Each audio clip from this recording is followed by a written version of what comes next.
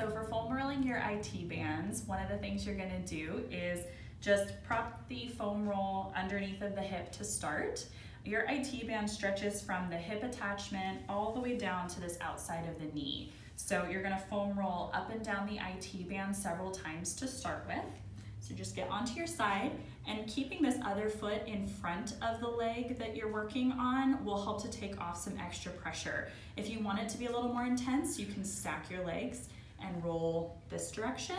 If you don't and you want some extra help, then just place your foot in the front. So you're gonna roll all the way down to just above your knee and back up to the hip several times.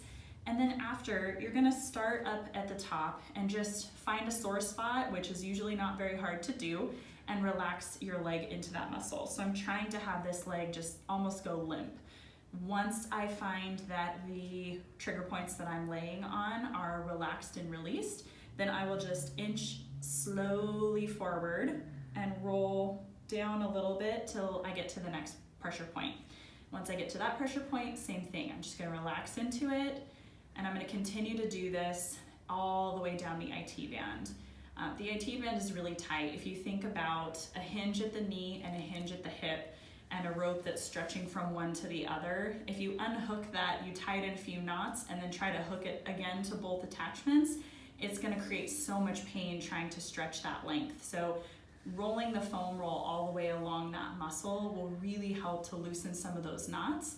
And then that's also gonna take pressure off of the hip, and it's gonna take pressure off of the knee, because the knots that were in that IT band are preventing it from being able to have that flexibility. So it usually, by working on the IT band, you'll help relieve a lot of knee pain and a lot of potential hip pain.